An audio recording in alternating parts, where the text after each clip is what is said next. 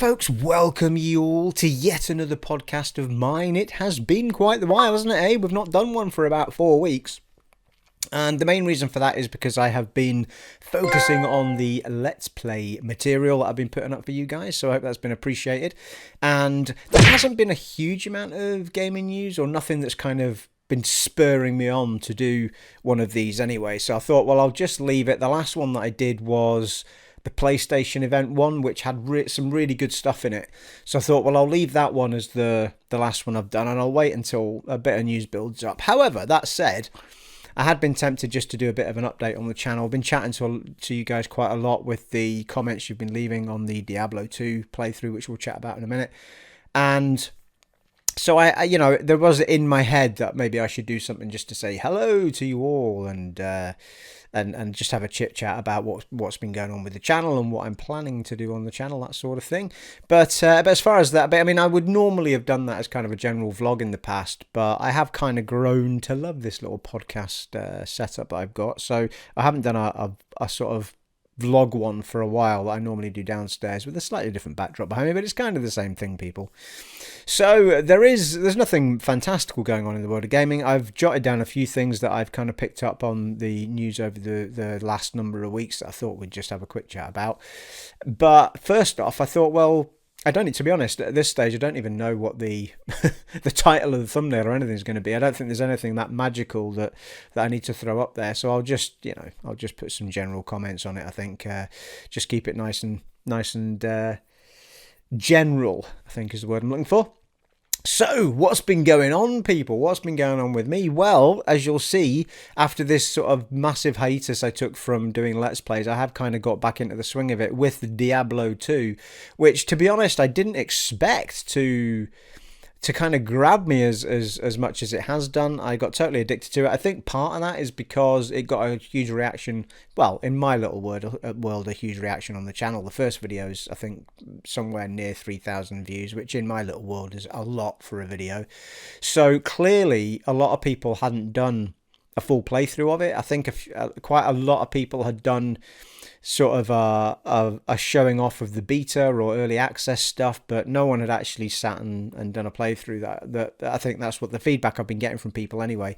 So I think part of the reason it's been popular is because people can literally just throw themselves in any of my videos and it's just me playing. There's no real editing going on, unless I think maybe I've cut a video once somewhere in the middle simply because something went wrong and I just sort of pieced it together. So it really is me playing it from beginning to end without me cropping anything out. So it's a true depiction of what the game's like. And I have to say, I mean, it's thoroughly addictive, and I mean, yeah, it shows its age a little bit, but you know, that's to be expected. But that said, it does come with an authenticity that Diablo 3 doesn't come with, for example.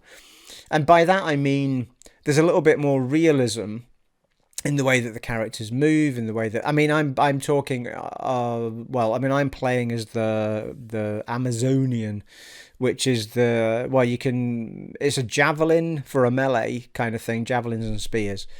But I'm going with the bow, which is my second weapon set. So I'm talking specifically about those moves. I don't know how fantastical the mages get, or the bigger melee characters and that sort of stuff.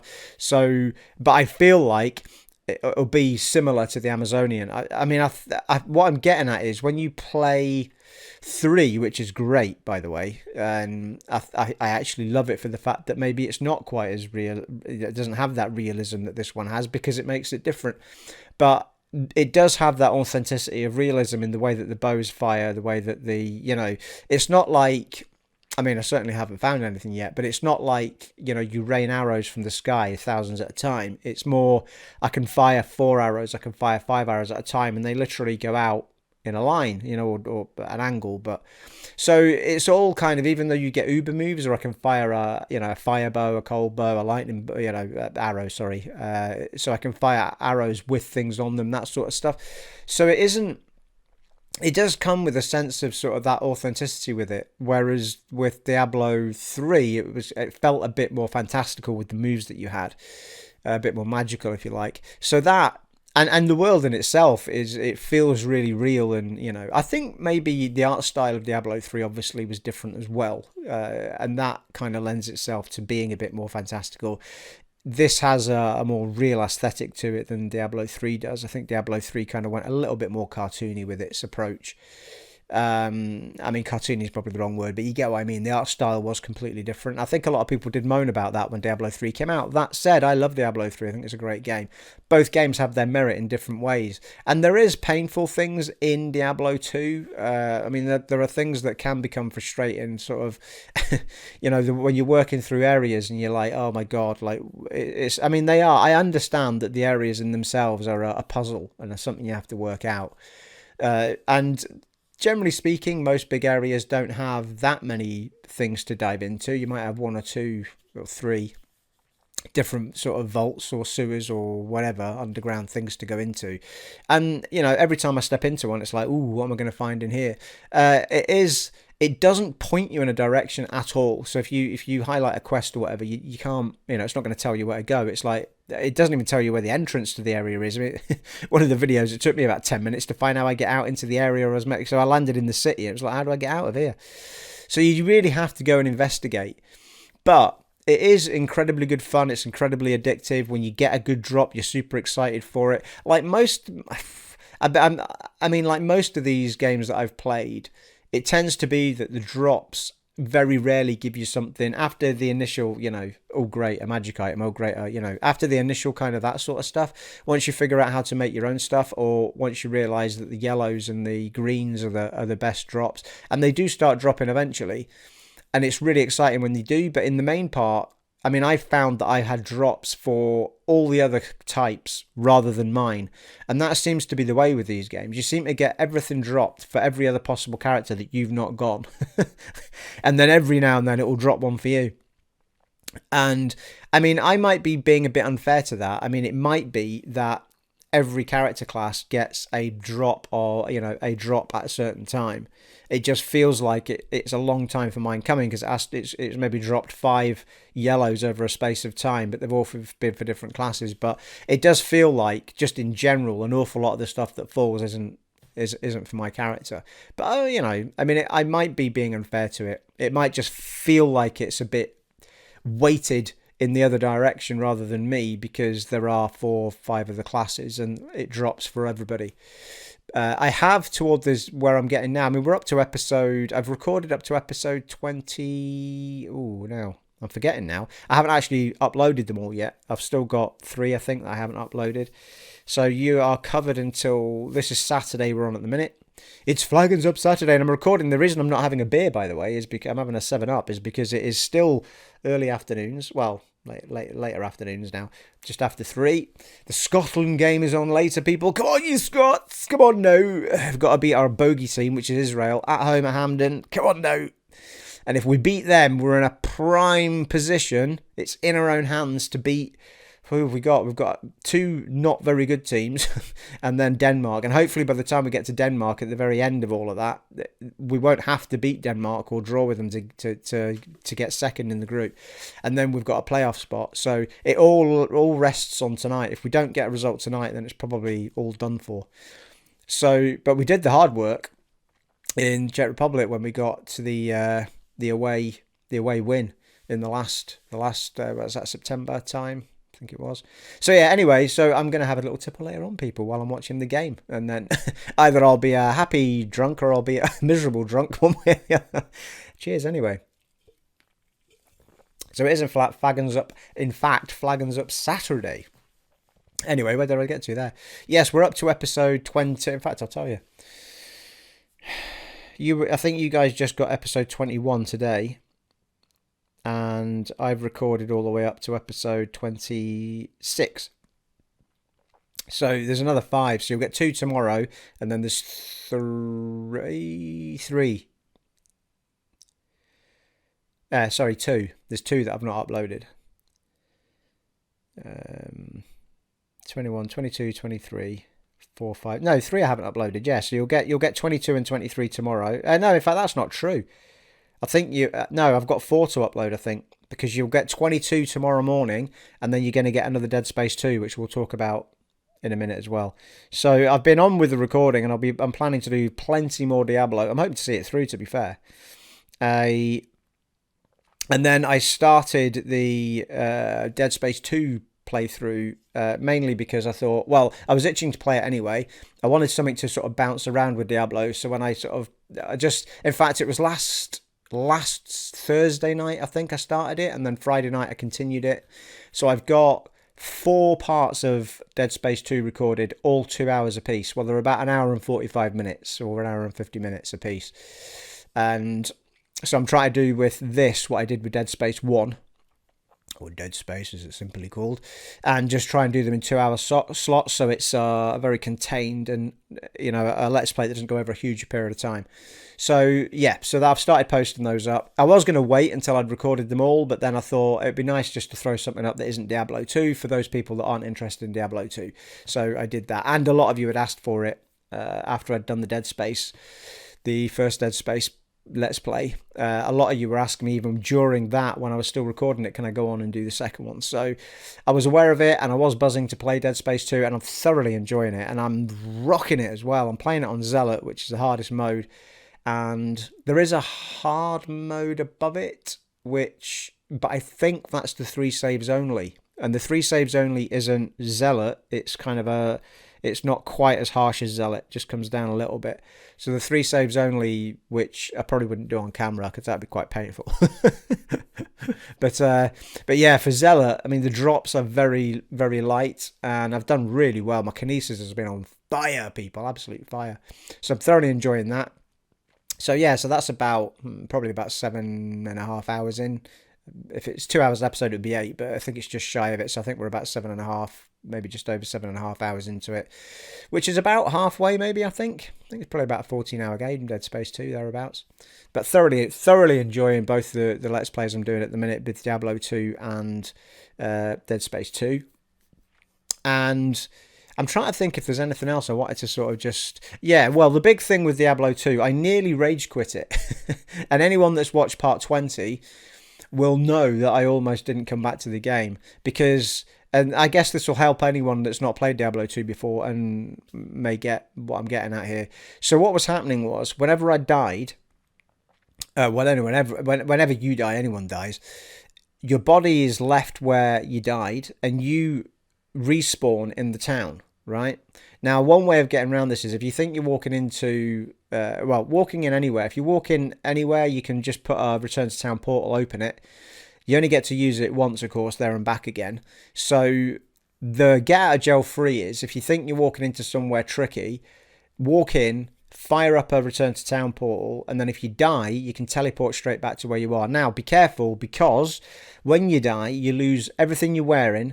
It is on your body that's dropped in the place. So you basically got nothing. You're walking around in just the basic clothing you start the game with. So you've no weapons, you've no armor. The other upside is that anything you've killed on the way or in that place will still be dead. Unless you shut the game down and reopen it, those enemies come back. So that was fine, right? Because I never shut the gate. Whenever I died, I always managed to get back to... Well, once I'd figured out the return to town portal thing, obviously it was quite painful walking back to where you died if it was quite far from the nearest waypoint. So, yeah, I mean, it reached a point that was fine, and it didn't bother me. It was like, shit, I've lost my stuff again, right, I need to get back there. Would just take my companion with me so that they could protect me. You've got to revive your companion as well if they're with you, because the chances are they've probably died as well. I think they die if you die anyway, so you have to revive them, which can be costly, but it's easy to get gold in the game. So they can protect you on the way back. But if you've opened your return to town portal, you can just teleport straight back there, immediately get to your body and hit A, and it'll, or on the PlayStation, wherever that button is that I'm forgetting now. Is it X? And you will get all of your stuff back, and she'll automatically equip it, or he'll automatically equip it. So dead easy, right? Not a problem. So I get to the Act 2 final boss. Juriel, his name is. The Lord of Pain, interestingly enough, is the Lord of Pain, Juriel. Well, yeah, I can attest to that. He is a pain in the bloody arse, is what he is. And it's a solid fight. You've got to be well prepped for it. But every tutorial I went to was like, I don't think not one of them showed you doing it first time. And the only way to do it that I found to do it in the end was because obviously you die in this confined little tight spot with this massive sort of slug creature type thing. You can't really get away from him. You've only got an opportunity for if you take a companion with you, or if you've got there is a magical type move you can do that you can create a second version of yourself that you can basically it'll distract them sort of thing. But I've never used that. I took a companion with me, so every time I failed at this, the companion died. I had to revive the companion. So I mean, I genuinely, when I started, I thought, how am I going to beat it? Because I couldn't see. I was taking hardly any damage off of him, and the companion was going down in a matter of seconds, and so that's when my rage quit came in. I think I tried it a couple of times, and then after because I put a teleport up just before you enter that room. So initially it was like, right, I'll just keep teleporting back and grabbing me stuff. And I had loads of gold anyway, so it was just a case of reviving my companion and going back. But then at some point, I teleported back and I went into the room and my body wasn't there. I could not find my body with all my kit on it. It just wasn't in the room. I don't know what had happened. So it was like, well, that's it. And I thought, well, I haven't got any of the decent gear that I was struggling to beat the guy with anyway. I thought, oh, that might be it for me. I don't think I'm going to do it now. And, and then the following night, I was done with it, right? But the following night, it was bugging me all day. So the following night, I thought, right, I'll go and look at the bits of kit that I kept that were kind of my second best stuff. So I did all of that, managed to buy a few bits, got myself all kitted out. Actually, in the end, it was quite good that I did it because, in fact, I'm still wearing some of that kit because it wasn't as heavy as the stuff I was wearing, which means my stamina was going down faster and so on and so forth. So it was a bit of a learning experience, and I've put the leathery stuff back on rather than the chainmail.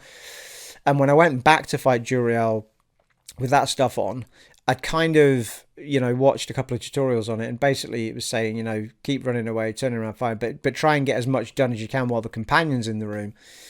And every time I went in, obviously put the teleport portal up in case I died, and then that was it. I just kept dying, going back, teleport back, pick up my stuff, I think it took me maybe 5 attempts doing that, because every time you fail, his health stays as low as you've got him before. It's not like you have a full health bar on him every time you go back in.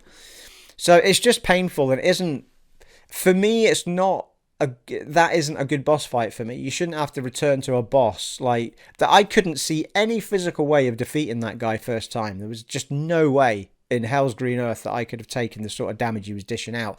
And I have searched from pillar to post in every area. It's not like I've rushed through areas. I mean, I have got as much XP from an area as I could. The only way I could have more XP is if I'd grinded out areas, which is maybe what Diablo 2 was based on. Maybe it was a bit of a grind. If you wanted to be uber, then you have to reload areas over and over again and get all the enemies to come back and fight them all. But the problem is, the more you level up, obviously, the harder it is, because you get that soft cap in an area where it just takes so long to get a level up. It's just not worth doing unless you want to spend the rest of your life playing the game. Anyway, so we did it. I got through it. It felt awesome when I beat him, and then we went into the next area and we're on with it. So, spoilers. But that's the reason there's an episode 21, because I thought, you know what, I'm not going to let it beat me like that. I'll at least go back in and see if I can, figure something out. So anyway, it all worked out in the end. Felt good. So we'll wait and see what the. But it felt like when I looked it up that Juriel seemed to be one of the worst ones though. So I'm hoping I won't find. I mean, I expect to get a big boss at the end of this area. I mean, of course I do, but I feel like it might not be quite as painful as the Juriel one. But we'll see. We'll see. Someone who's played Diablo 2 before will know better than I, better than I. I'm not actually sure what time we started this at. But anyway, I've been talking a long time about what I've been doing this week. But anyway, I hope you're enjoying the Let's Plays that I'm doing. Haven't quite decided what I'm going to be doing after Dead Space. I did because obviously Diablo 2 is going to last for a while. I don't know how many acts there are, but I assume there'll be at least 4, I would think. And I'm on the tail end of Act 2. So we've got a good 20 episodes still to come, at least, I would think. But someone that's played Diablo 2 can tell me how many acts there are in it if you want. Let me know in the comments below, people, how many acts are in Diablo 2. Yes, and obviously now Alan Wake came out, the remaster, and one of my favourite games of all time, yet again. It was a game that I found after finishing Dead Space and was looking for something well, I'm going to say of a similar ilk, but you know, that third person sort of horror spooky type thing.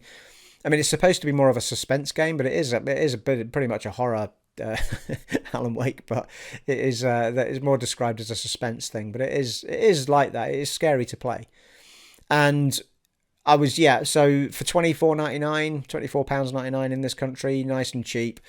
And I thought I'm definitely going to get it. So I went up for a bit of a wander in town today, which is the first time I've been uptown since the pandemic started. I think I can't recall going uptown during the entire pandemic, to be honest with you. But anyway, picked that up today, and I had a half mind to be playing it on the channel, but I'm not overly sure that anyone wants to see me play that. But I thought in the end, you know what, I'm just going to play that for me off camera. And it is interesting with the channel because I also purchased Kenna, or Kana, however you pronounce it, and Bridge of Spirits, and I actually bought that before Diablo 2. I put the first episode up and it did okay. Initially got about 40 odd hits, which in a quite quick fashion. And then after that, there was like no thumbs up on the second part. Nobody really watched it, and I thought, right, well, that's answered that, so I'll play that off camera as well. But I got a couple of episodes up, so at least people on the channel can see what kind of Bridge of Spirits was like. It is worth a little look. It's a beautiful game. It's got a really fun gameplay mechanic to it, and it's I really adorable game, that. So I'm looking forward to going and playing it properly at some point and going back to it. And at that point, Diablo 2 pitched up. I think it was within the same 2 days or something that they came out. They were really close together anyway. Moved straight on to Diablo 2, and then of course everybody wanted to see Diablo 2. So the viewing on that was just so good that I thought, right, that's me hammering Diablo 2 for a while. But again, it just solidifies the fact that my channel is, without any shadow of a doubt, the people that follow my channel are interested in RPGs, because every time I do something that isn't an RPG, it doesn't get very much in the way of views. So it just every time solidifies who you people are. And there you are. Every now and then I will do something like Dead Space. Again, you know, I think the highest views on the Dead Space Let's Play that I did was, I think the first one might have over 100, and then the rest were sort of 50 to 70 views. And that's fine. I wanted to do it. I wanted to do it for the channel because it is one of my favourite games of all time. And after that, there was all those people that watched it were saying, can you do 2 as well? And I was getting the itch to play it anyway while I was playing that. So I thought, absolutely, I'll do a Zealot playthrough of that. So, you know, and they'll be helpful because I play them both. I played it on hard mode on 1 and Zealot mode on 2 at the moment. So it'll be helpful to someone who might struggle if the re-releases come out, the remakes. It's still going to help. Yeah, I mean, to some degree, it is kind of a re-envisioning the making. But anyway, people, I digress. So yes, we are more than aware and very aware of the fact that if it's not a proper RPG, then, you know, the view. Even Immortals Phoenix Rising, there was a good solid amount of people that watched that. Probably up till about, I reckon I was probably getting about 40 to 50 views on them when I stopped doing them. I'd got a lot of episodes in, but it just felt like people had grown tired of that one. So I decided just to sort of put it to bed. I need to go back and play it because I was adoring that game. And there were a few people following that, King Ratfellow being one of them, who really didn't want me to stop, but it just felt like it was the right thing to do at the time. I was getting a lot of people unsubbing from the channel when I was playing it, and it just felt like I was doing more damage to the channel than good by keeping it going, which is quite the opposite of Diablo. So even when it comes, I would classify as Immortals Phoenix Rising as an RPG, but it's not as hardcore an RPG perhaps as something like Diablo or, you know, whatever. And I think generally with Ubisoft games, I don't think even with Assassin's Creed, RPG fans don't quantify them as RPG games, you know. So anyway, so we'll see what happens. I've still got the Dragon Age playthrough to go back to, Dragon Age Inquisition, which I was really enjoying. We just fought our first dragon and everything, so we've still got that to go back to, and there'll be a multitude of other things coming along RPG wise that we can get our teeth stuck into, and let's plays that I hadn't finished in the past that I'd love to go back and crack on with and finish. So we'll see what happens. I haven't quite decided, but we've got plenty of Diablo 2 to get through yet. So shall we, without further ado, people? Let me know in the comments below if you did want to see some Alan Wake, but I feel like it will be something I just keep for off camera. It's also, Alan Wake can be a little bit more open as well. It's not quite as linear as Dead Space. Dead Space is quite good because you don't really wander off path. You know, it's a game that you can get through fairly swiftly and stay focused and know where you're going and blah. So Alan Wake you can wander off path, and, you know, it is, I suppose, semi-linear. It is still linear, but it's things. I'm thinking of things like you can collect the coffee flasks in it for G's, or in fact, I've bought it for PlayStation 5 this time just to give my PS5 some loving because I've been on the Xbox Series X for so long. That's the reason that because I got Diablo 2 on the Xbox Series X. Well, I love the Xbox Series X anyway. As I thought, I've got Kenner on the PlayStation 5 because it's an exclusive. So I'll play them in together, and that'll be one for PS5 and one for Xbox. But in the end, nobody clearly wanted to see any Kenner, so I've just binned it. Anyway, should we get on to some news? Let's see what we've got. I think I've actually talked about nothing but bollocks for about 30 minutes, people, but that's all my podcast, surely. So what have we got? Yes, Sony have officially acquired Bluepoint Studios, who are the makers of Demon's Souls remake and, well, remake specialists, effectively. And to be fair, pretty much everything they did was for Sony anyway, if not everything. So they have been bought by Sony. They are now a proper Sony studio. They are now a Sony studio, and they are doing it's not. They haven't specifically said it's a new IP, but they are making an original game.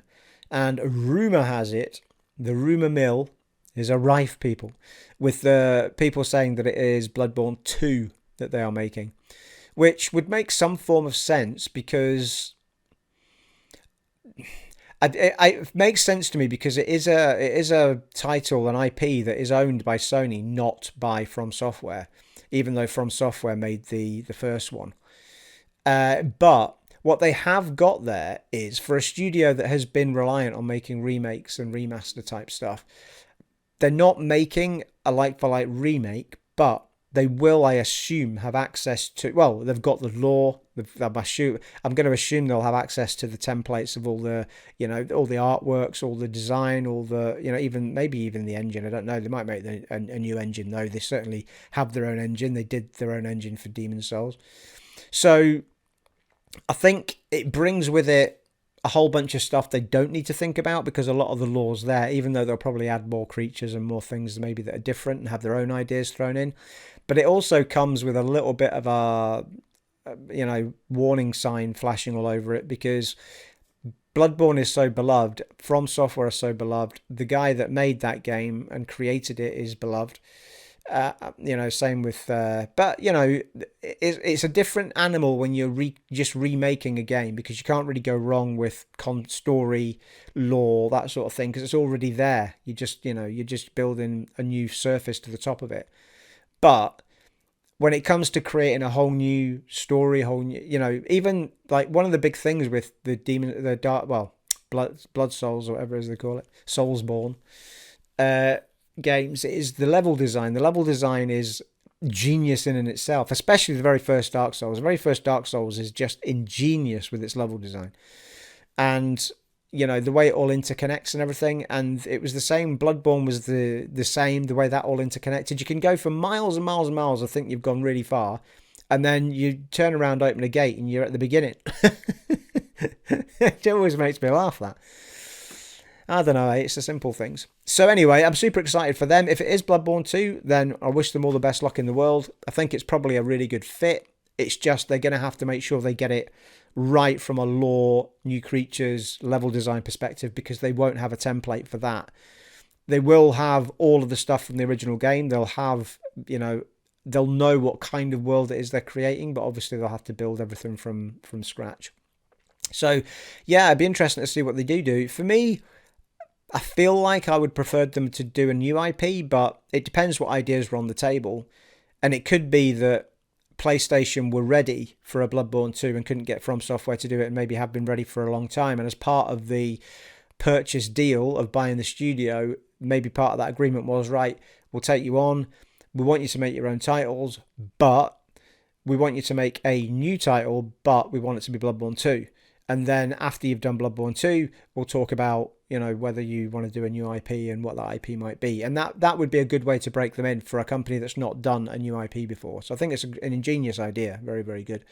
Another way they could have gone was that they could have gone for, I'm going to have an absolute brain blank now on the game. Crap. What was the game with the werewolves and all that in it? The Order. The Order 1882, whatever it was called. That would have been another one to go with, because it had all the right things. It had all the right elements to be fantastic, The Order, but they kind of got it a lot wrong inside the game. Too busy walking around smelling its own farts half the time. Didn't have any depth to it, like everything was just surface fighting. And that is, for me, that is a title that could easily be brought back, and that sort of Victorian cyberpunk type thing going on. I mean, that game was gorgeous. That was a PS4 launch title, I want to say. It was certainly early doors PS4, and there was a lot of good in that game. There was some great acting, there was great characters, there was great, a great lore behind it, and vampires, werewolves, all sorts of stuff going on. It was really good. Even the fighting, I found the fighting really fun in that game.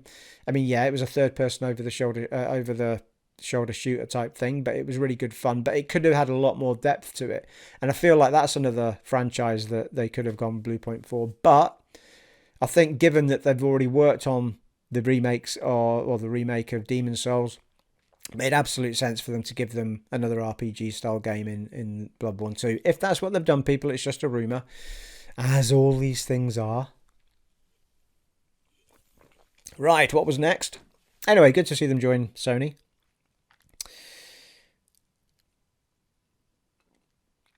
Demon's Souls. Oh, well, we're still on with that, actually. Demon's Souls sold more than 1.4 million copies, which is pretty impressive considering the space of time that's gone between it launching and the fact that it's only on one platform, which is PlayStation. Well, in fact, and the fact that it's only on a PlayStation 5. You can't play it on PlayStation 4 either. So the fact that it's only on PlayStation 5, that's a really decent sum, that is.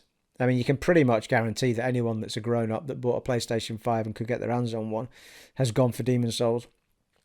I would have thought, remake. So yeah, 1.4 million copies. What the shit? I need to give that game another go. I was absolutely rocking it. Got to the second boss fight. Oh, you'll see on the channel. Got to the second boss fight. Didn't quite beat him, although I had his number.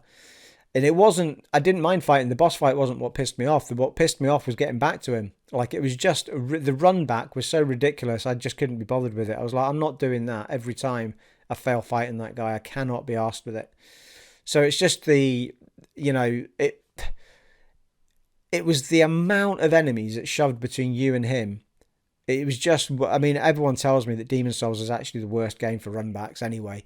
But it was more than anything else, it was the archers. It would put a set of archers with a really nasty knight behind them that is bad enough to kill on its own.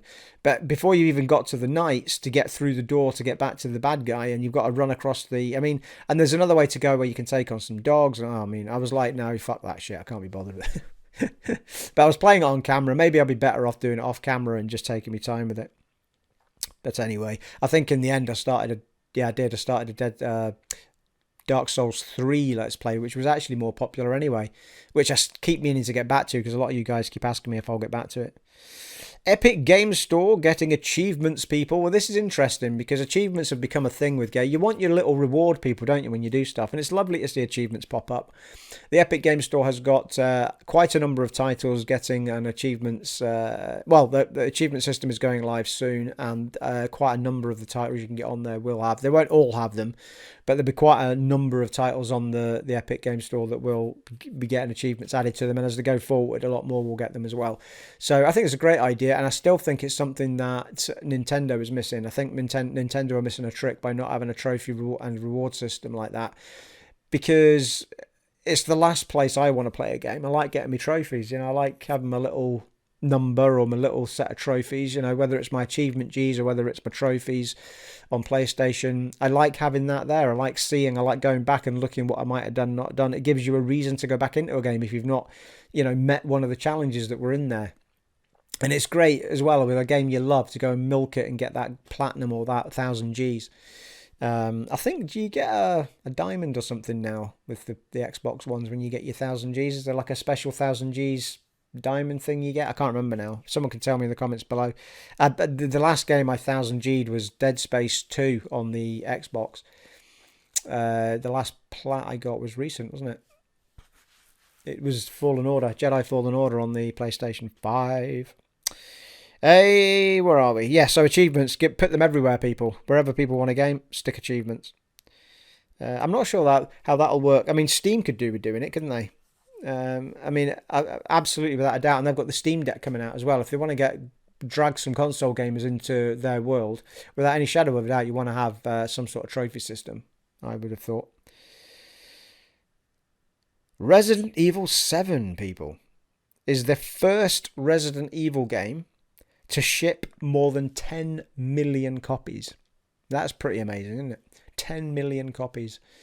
It surprises me a little bit that it's that one that shipped more than 10 million copies and not one of the older ones. I'm not sure how that's happened. Well, you can kind of guess the fact that we're now living in a world where so many people game now that wouldn't have gamed back in the day, maybe. But that wouldn't have been the Resident Evil game that I would have said was... I mean, it's not by any stretch of imagination the best Resident Evil game that I've played. I'm going to say it, people. I've said it before and I'm going to say it again. Resident Evil 8 is my favourite Resident Evil game of all time now. And, you know, that may change. Resident Evil 2 Remake is great, but it gets very repetitive going back on yourself, and I just wasn't... It didn't hook me in quite as much. It took me ages to get through that game. I did finally finish it, but I haven't done the second story part that Aaron keeps telling me to do, Aaron Brew, my son. But I was done. By the time I'd done it, I think I'd been through that police station so many times trying to get through it, just because I'd start it and then not finish it. I finally was like, I'm done with that. I do not want to go back in that. I started doing the second playthrough and then I was rushing it. I was getting into all sorts of not having enough stuff. And I was like, I can't be doing with it. I can't be doing Mr. X. He can fuck right off. He annoyed me the first time and he annoyed me the second time. And it's not that he's scary or anything. It's just, I just want to be able to look, find me stuff and crack on. Like, I don't need that fucker like chasing me all over the place when all I want to do is look around a room. So, that sort of wound me up. I know that it does a similar thing with Lady What's-Her-Face in 8, but it's not as invasive in that game. I didn't find it anywhere near as invasive. And 8 was just so much more fun. I mean, they definitely brought a bit of the action back in 8, but they did it with a real sense of purpose and understanding as to what makes for a good Resident Evil game. And what they did was they had segments of the game that were kind of aimed at particular types of, you know, so you have your Resident Evil 7 part, if you like, somewhere in the middle of that game. There's an area which is just strips you of everything, and you've got it's just spooky as shit, and you've got to wander around this area with not much. And then it gets you back to the action, and, you know, even toward the tail end of it, there's a super actiony bit. It just goes, here's loads of guns and ammo. Go and shoot all that stuff over there. But within all of that, it kept true to what a Resident Evil game is. And I genuinely didn't think that I would like that game as much as I did, simply because it was going back to being first person again, like 7 was.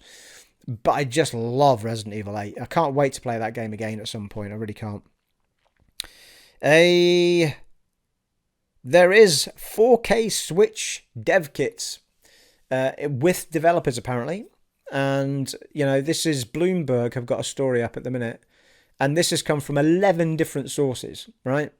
So Nintendo can sit there as much as they like and say that they aren't making a 4K Switch, but they are.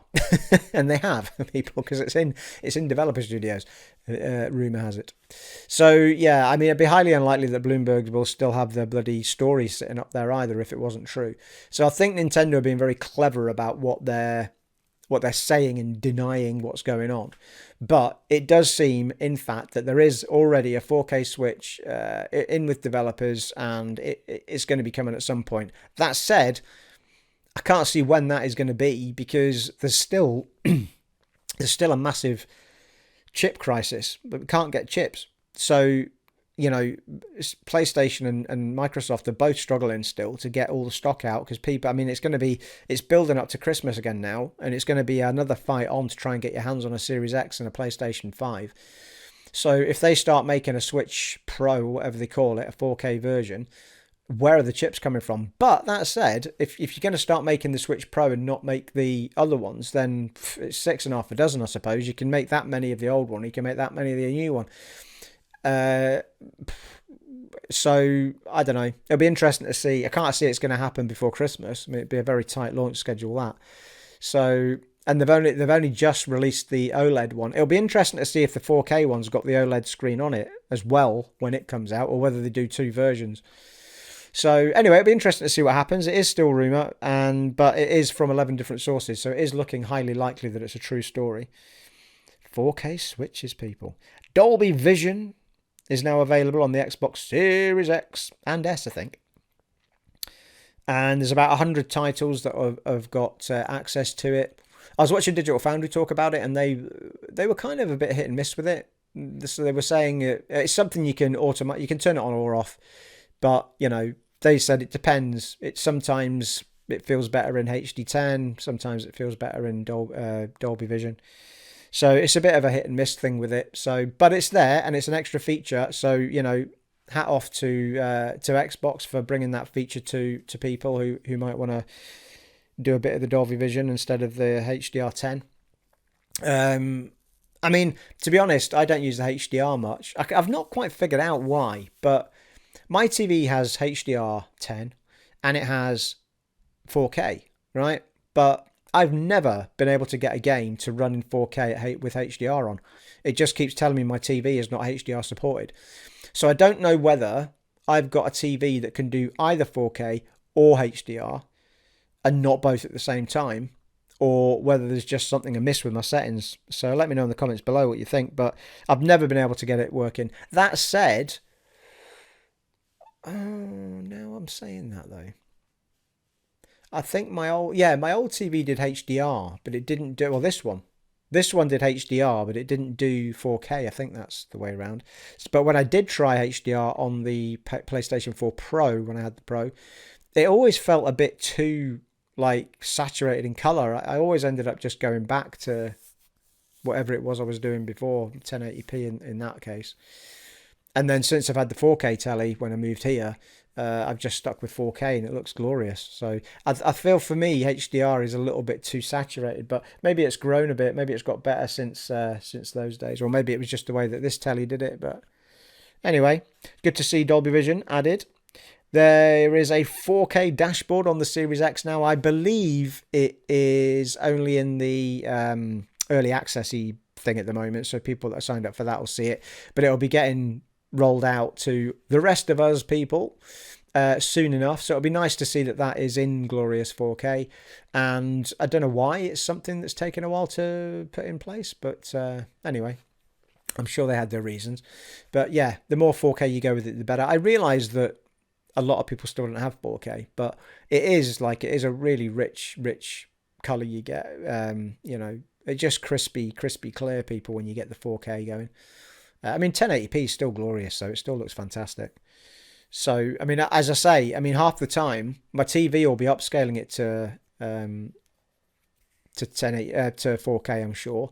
But in the end, I end up playing games at the 1440p 60 or the 1080p 60 because I prefer 60 frames per second. So it really does depend on what they've managed to provide as to just what I'm seeing on screen. But my TV will always upscale it anyway to try and make a 4K resolution anyway. But yeah, I'll always go for the 60 FPS option one way or the other. One way or the other. That's that video. Copyrighted because I'm so good at singing. I think you'll find. What did we have? Finally, people, the Tokyo Game Show was happening. Is it still happening? I'm not sure. But anyway, the interesting part of this was the Tokyo Game Show had a... it wasn't a physical event. Well, no, it wasn't a physical event. I think they're still trying to lock down as much as possible over there. But they still wanted to have the big event, and they made it all happen online, and all sorts of things have been going on. But here's a really cool thing that they did. And again, I kind of nicked this little topic off of the Digital Foundry podcast I was watching the other day. So if you want to see some footage and I've not been able to find it, go and see if you can have a look at their DF Weekly Direct or whatever it is called. Digital Foundry Weekly Direct or something it's called, or Digital Foundry Direct Weekly or something like DF Direct. But yeah, they were showing off the footage. But basically, what it was they had they'd set up a Tokyo Game Show online, and if you've got an Oculus Rift and other VR headset, you can link up to the website and literally walk through a whole show that's been set up. So going to booths, and when you walk into a booth, it's got all of these fantastical things created, and it's got screens where you go and see trailers of upcoming things, or all sorts of stuff going on. You could walk into a big amphitheater type place and standing with other people. They couldn't quite make out whether you were stood with other real people or whether it was just bots had put in and stuff, but very cool. If that kind of thing did become real people all walking around and talking to each other via virtual reality, it'd be fantastic. But it was really, really cool. It's the first time we've seen anything like that done properly. E3 have got a website, but there's nothing like that. So very, very, very cool. And I can see that kind of thing being spot on for virtual reality. I've not got my head into virtual reality yet, simply because it's been a bit cumbersome for the consoles. The Oculus Rift has gone wireless now, hasn't it? And I think, by all accounts, the new PlayStation VR that's coming out is going to have one cable, and it's going to be via USB of some description. So that is going to be that'll be the time I probably take a look at maybe having a go at it. But it'll still be a few years down the line. I think it's not something I'd ever do on the channel, but it'd be fantastic to just experience it, with a couple of games. I'd need to see some games that I want to play. Again, though, it'd be nice if they built these things where you could plug them into a PC, so if there is stuff going on online like that, you could use your virtual reality headset to do it, but I'm not sure it would work like that. So there you are, people. Anyway, it was exciting to see that something like that was done for the Tokyo Game Show, so that people, normal folks can go and enjoy and see trailers and, see what other fancy stuff they've managed to throw in there. And they were looking for loads of feedback from people as well. They said, leave your feedback here and all that sort of stuff. So it looked really, really cool. Impressive to see. Well, people, I think that's all I had for you. But it's been nice to come and say hello after a 4-week break from it all, people. So there you are. I will, of course, keep you posted. You can expect loads more Diablo 2 on the way. As I say, you've got one more tomorrow. In fact, you've had 2 today. I can't remember what time I put them up. You might have had both. Yeah, I think one was at 8 this morning. And then you'll be getting one, I think, around 5 or 6 o'clock tonight, something like that, maybe. And then you've got 2. Well, by the time you see this, you'll already have it. And then you'll get another one tomorrow morning, and then you'll get a Dead Space 2 tomorrow night. And I haven't posted any up yet after that, but I've got another 3 episodes of Diablo 2 recorded.